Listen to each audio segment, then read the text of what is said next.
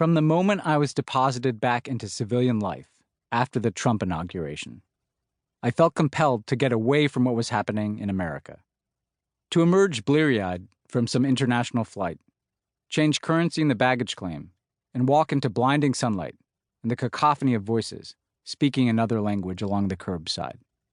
Men, smoking in soccer jerseys, clustered around a metal pole.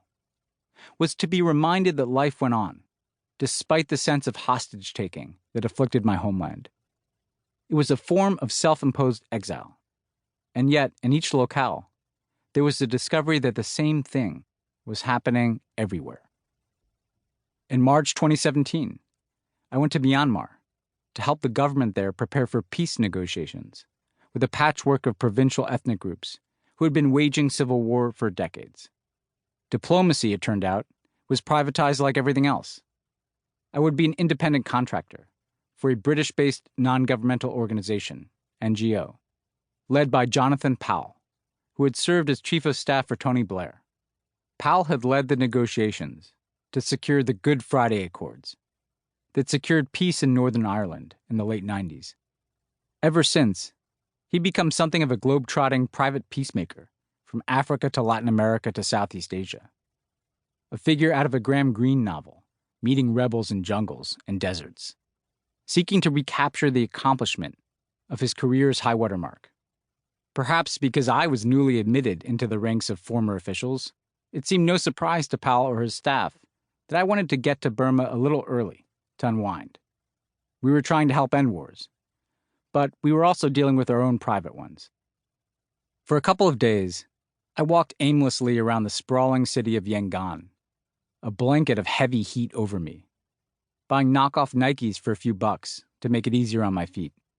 I went to a pagoda and sat staring at a Buddha, waiting to feel something.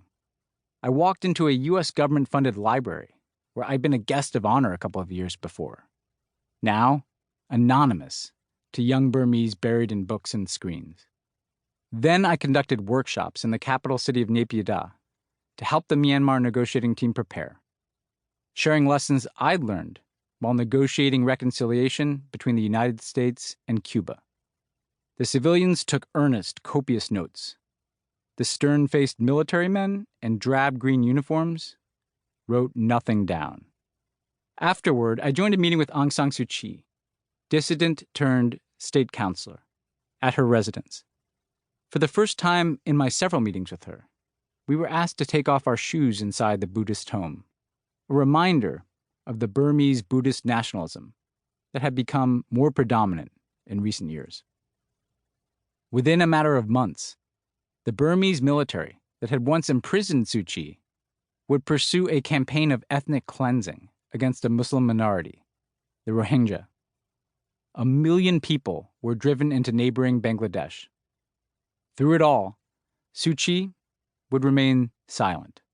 People wondered at her fall, from Nobel Peace Laureate of the early 90s to international pariah.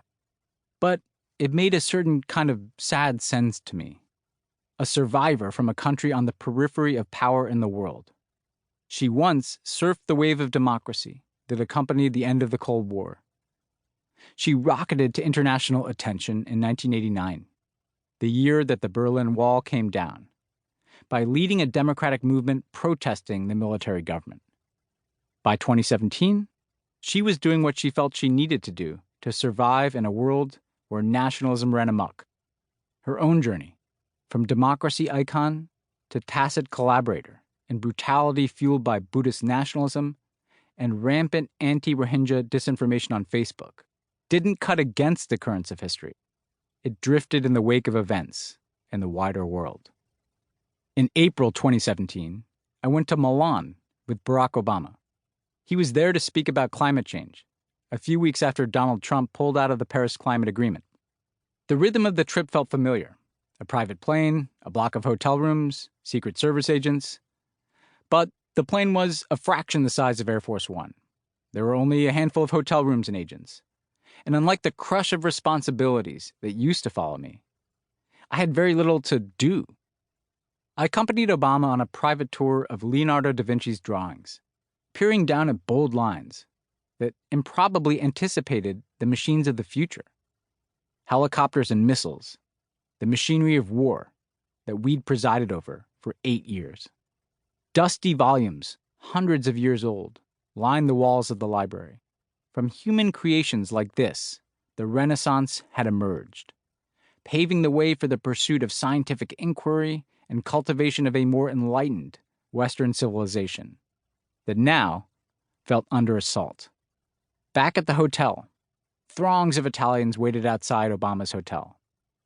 I told him that he remained the most popular politician in the world. No, he corrected me.